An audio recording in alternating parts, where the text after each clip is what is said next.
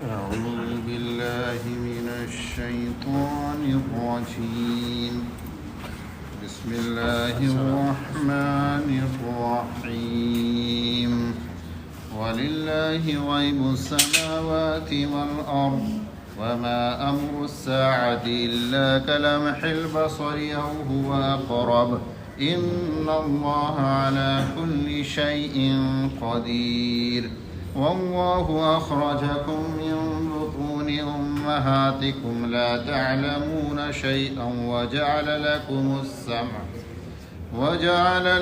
السمع والأبصار والأفئدة لعلكم تشكرون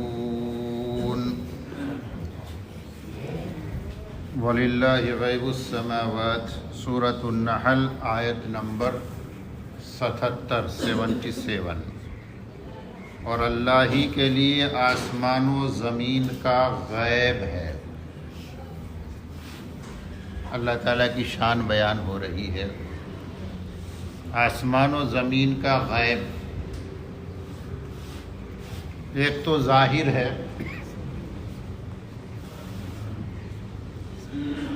ظاہر کو تو کوئی بھی جان سکتا ہے،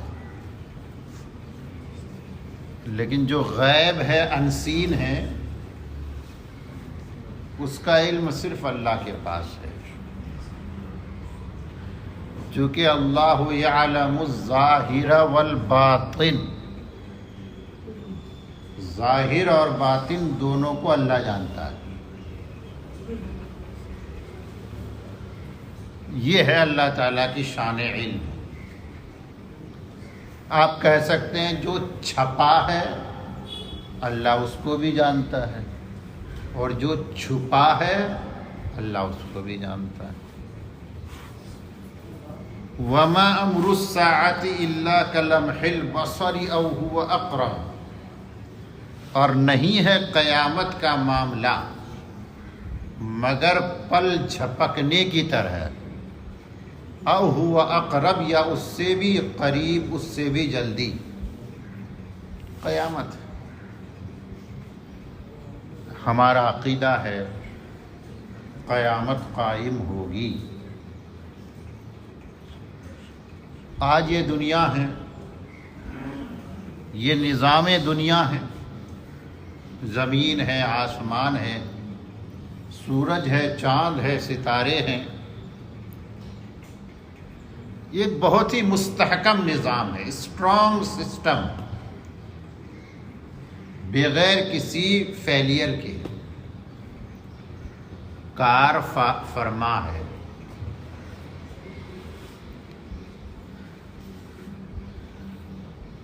لیکن اس سے یہ نہیں سمجھنا چاہیے کہ یہ ہمیشہ کے لیے ہے۔ ان سب کو زوال آئے گا، ان سب کا خاتمہ ہونا ہے، اور جب قیامت قائم ہوگی تو پل جھپکنے کی بھی دیری نہیں ہوگی۔ لمح البصر کہتے پل جھپکنا، بلنکنگ۔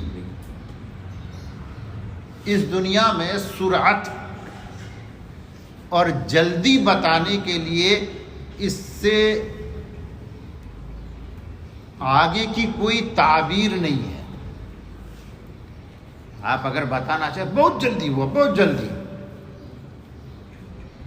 تو سرعت کو بتانے کے لیے آخری درجے کی تعبیر کیا ہے کہ سمجھو پل جھپکنے میں ہو گیا۔ آپ اندازہ کریں پل جھپکنے میں، بلنکنگ میں کتنا ٹائم لگتا ہے، لیکن قرآن کہتا ہے کہ قیامت پل جھپکنے سے بھی جلدی آ جائے گی۔ اتنا بھی ٹائم نہیں لگے گا قیامت آنے میں، قیامت کے قیام میں جتنا ٹائم پل جھپکنے میں لگتا ہے۔ کیوں؟ بالکل چونکہ پل جھپکنے میں بھی ٹائم تو درکار ہے، بھلے اس کا حصہ ٹائم کا بہت معمولی ہو، بہت چھوٹا ہو، چونکہ یہ ساری چیزیں زمانی ہیں، زمان اور وقت درکار ہوتا ہے، ایک فیکٹر ہے. لیکن اللہ تعالیٰ کا جب کوئی حکم ہوگا نا، ہوتا ہے، اللہ کسی چیز کا ارادہ کرتا ہے تو وہ مراد بنتا ہے، اور اس کے لیے ٹائم کوئی فیکٹر نہیں ہے، ٹائم میٹر نہیں کرتا. وہاں جو ترتیب کام کرتی ہے اس ترتیب کو کہتے ہیں ترتیب آنی. اس ترتیب کا نام کیا ہے؟ ترتیب آنی. اور اس دنیا میں جو ترتیب ہم دیکھتے ہیں وہ ہے ترتیب زمانی. زمانے کی وقت کی ترتیب پر ہوتا ہے. تو جو آنی ہوگا اس میں جب ٹائم میٹر ہی نہیں کرتا تو آپ یہ کہہ سکتے ہیں کہ بغیر کسی وقت کے اتنی جلدی کہ سمجھو ٹائم ہی نہیں لگا، آنن فانن ہو گیا. اسی کو ہم اردو میں کہتے ہیں آنن فانن ہو گیا. تو قیامت آنن فانن آ جائے گی، پل جھپکنے کا ٹائم بھی نہیں لگے گا. چنانچہ احادیث مبارکہ میں اس کی وضاحت بھی آپ کو مل جاتی ہے. کسی کو اندازہ بھی نہیں ہوگا کہ قیامت قائم ہوگی، چونکہ سب کچھ نارمل چل رہا ہوگا. حالانکہ قیامت کی علامتیں ساری ظاہر ہو جائیں گی، باقی سارے حالات بالکل نارمل ہوں گے. کوئی اپنے گائے کا دودھ نکال رہا ہوگا، کپڑے کا تاجر کپڑے کی تھان کھول کر کپڑے کے بارے میں بتا رہا ہوگا. یہ سب کچھ ایسے ہی ہوگا کہ اچانک سور پھونک دیا جائے گا، قیامت قائم ہو جائے گی. اور نہیں ہے قیامت کا معاملہ مگر پل جھپکنے کی طرح، او ہوا اقرب، یا اس سے بھی تیز. ان اللہ، میں نے سمجھا دیا اس سے تیز کا مطلب تیز کیوں. ان اللہ علی کل شیء قدیر، بے شک اللہ تعالی ہر چیز پر قدرت رکھتا ہے. یہی تو اللہ کی قدرت ہے کہ ہم اگر کچھ کرنا چاہیں تو ہمارے لیے ٹائم میٹر کرتا ہے، اور اللہ اگر کچھ کرنا چاہے تو ٹائم کوئی میٹر ہی نہیں کرتا. اللہ کو نہیں چاہیے کوئی کام کرنے کے لیے ٹائم. اللہ کو کچھ کرنے کے لیے نہ میٹیریل کی ضرورت ہے، نہ ورکرز کی ضرورت ہے، نہ مشینری کی ضرورت ہے. بس وہ ارادہ کرے، آنن فانن، اللہ کا ارادہ پورا ہو جاتا ہے. اس کے بعد اگلی آیت، واللہ اخرجکم من بطون امہاتکم. اللہ تعالیٰ کا احسان بتایا جا رہا ہے، نعمت اللہ کی. مختلف انداز سے اللہ اپنی نعمتیں بتاتا ہے. چنانچہ یہاں پر فرمایا کہ اللہ نے تم کو نکالا تمہاری ماؤں کے پیٹ سے. ہم اپنی زندگی کی ایک مدت اپنی ماؤں کے پیٹ میں رہے، جنین کی شکل میں رہے. پھر اللہ تبارک و تعالیٰ نے ماں کے پیٹ میں ہی ہم کو حیات بخشی، ہمارے اعضاء بنے. پھر اللہ تبارک و تعالیٰ نے ہمیں ماؤں کے پیٹ سے نکالا.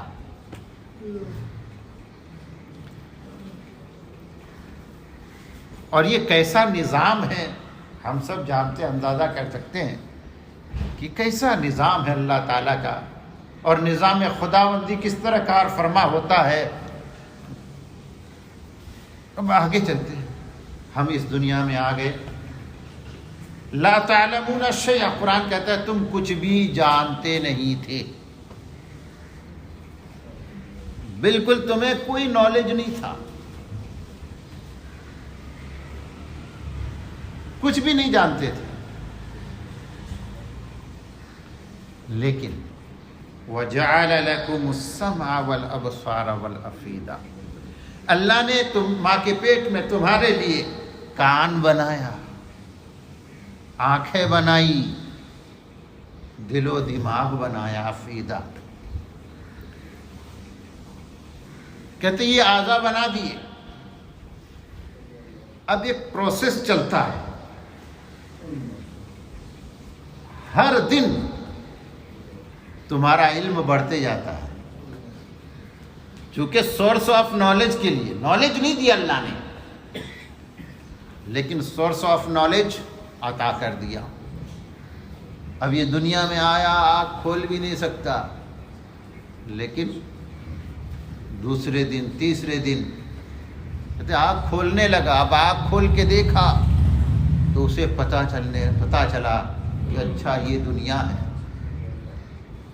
ہماری آواز سنتا ہے بچہ، اس سے اس کا علم بڑھتا ہے، اور پھر دل و دماغ بھی چلنے لگتا ہے.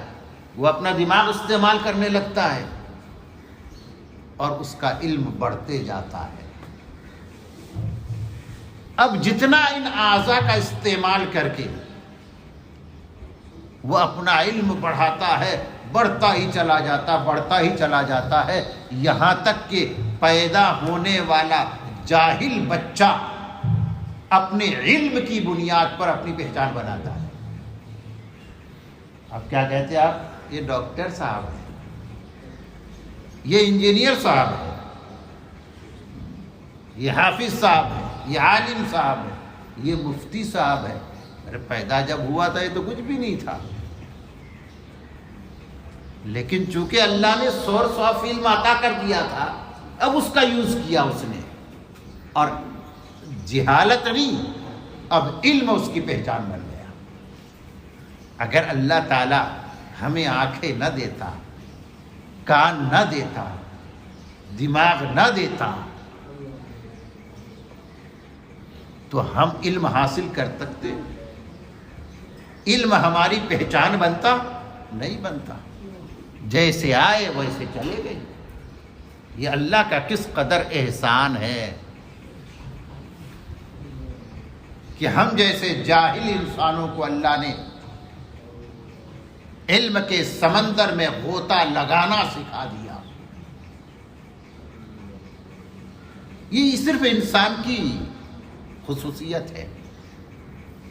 دیکھیے انسان کو چلنے، یہاں پر زمین پہ چلتا ہے، وہ بھی اس کو سیکھنا پڑتا ہے، سکھایا نہیں آتا ہے. بولنا بھی سیکھنا پڑتا ہے. ایک دم وہ اپنے معافی ضمیر کو، وہ بھوک لگتی ہے تو وہ یہ نہیں کہہ سکتا کہ مجھے بھوک لگی ہے، زبان ہی نہیں چلتی اس کی. اس کے علاوہ دیگر مخلوقات پہ آپ غور کیجیے، ضروری علم وہ پیدائشی طور پر لے کے آتا ہے. جو علم اسے درکار ہے وہ لے کے آتا ہے، لیکن وہ علم میں ترقی نہیں کر سکتا. وہ اب دیکھیے انسان نہ چل سکتا تھا، نہ پانی میں تیر سکتا تھا، نہ فضا میں اڑ سکتا تھا، لیکن یہ انسان کچھ وقت کے بعد چلتا بھی ہے، یہ پانی میں سوئمنگ بھی کرتا ہے، یہ فضا میں اس کی پرواز بھی نظر آتی ہے. ایک پرندہ ہے، جب وہ اس کا بچہ اس دنیا میں آتا ہے تو وہ فلائنگ کا علم لے کر آتا ہے، کیسے اڑنا ہے. اسے سیکھنا نہیں پڑتا، علم لے کر آتا ہے. چنانچہ پیدا ہونے کے ساتھ ہی وہ اڑنا شروع کر دیتا ہے، سیکھنا نہیں پڑتا اس کو. لیکن آپ اس پرندے کو کہیے کہ ذرا اپنا علم بڑھاؤ، تو وہ اپنا علم بڑھا نہیں سکتا. جتنا قدرت کا عطیہ ہے بس اسی پر وہ اکتفا کرتے ہیں. اور انسان کچھ لے کے نہیں آتا ہے، جاہل بن کر آتا ہے، لیکن وہ اس کے سامنے ایک میدان ہے. کر لے اپنی صلاحیتوں کا استعمال، بنا لے اپنی ایک پہچان. پائلٹ بھی بن جا، تیز دوڑنے والا کہتے اس کی پہچان بنا لے، سوئمنگ کرنے والا کہتے سوئمر بن جا، یہ الگ الگ پہچان بنا، ایک میدان ہے اس کے سامنے، چونکہ اللہ نے اس کو اس صلاحیتیں دی ہے۔ اللہ کا کس قدر احسان ہے۔ تو ہمیں چاہیے کہ جب ہم اللہ کی نعمت کا استعمال کریں تو اللہ کا احسان جانیں اور اللہ کا شکر ادا کریں۔ اللہ تعالیٰ نے تم کو پیدا کیا تمہاری ماؤں کے پیٹ سے، تم کچھ نہیں جانتے تھے، اللہ نے تمہارے لیے کان بنایا، آنکھیں بنائی، والافئدہ دل و دماغ بنایا، لعلکم تشکرون، خود قرآن کہتا ہے امید کہ تم شکر کرو گے، یعنی تمہیں ضرور اس پر اللہ کا شکر ادا کرنا چاہیے۔ لیکن بہت کم لوگوں کو اس کی توفیق ملتی ہے، چونکہ ہمیں اس کا احساس ہی نہیں ہے۔ باہر سے کوئی نعمت ملتی ہے، آفاقی نعمتیں جو کہلاتی ہے، اس کو تو محسوس کر لیتے ہیں، لیکن اللہ نے جو ہمیں نعمتوں کا ایک گھر بنا دیا ہے، ڈھیر ساری نعمتیں اس گھر میں اللہ نے ہمیں عطا کر دی ہے، جب ہم ان نعمتوں کا استعمال کرتے ہیں تو یہ شکر کرنے والی بات آتی نہیں دل و دماغ میں۔ جب کوئی بات سمجھ میں نہیں آتی، ہم سوچتے ہیں اور سمجھ میں آتا ہے تو فوراً اس کا احساس ہونا چاہیے اور اللہ کا شکر ادا کرنا چاہیے، الحمدللہ بات سمجھ میں آ گئی، ہم نے اپنی آنکھ کا استعمال کیا، کوئی چیز ہمیں نظر آ گئی، الحمدللہ۔ تو اس طریقے سے ایک جذبہ بننا چاہیے، ہمارے عادات اطوار اسی قسم کے ہونے چاہیے۔ اللہ تعالیٰ توفیق عطا فرمائے۔ الحمدللہ رب العالمین والصلاة والسلام علی رسولہ النبی الکریم۔ اللہم انت السلام ومنک السلام تبارکت یا ذا الجلال والاکرام۔ ربنا ظلمنا انفسنا وان لم تغفر لنا وترحمنا لنكونن من الخاسرین۔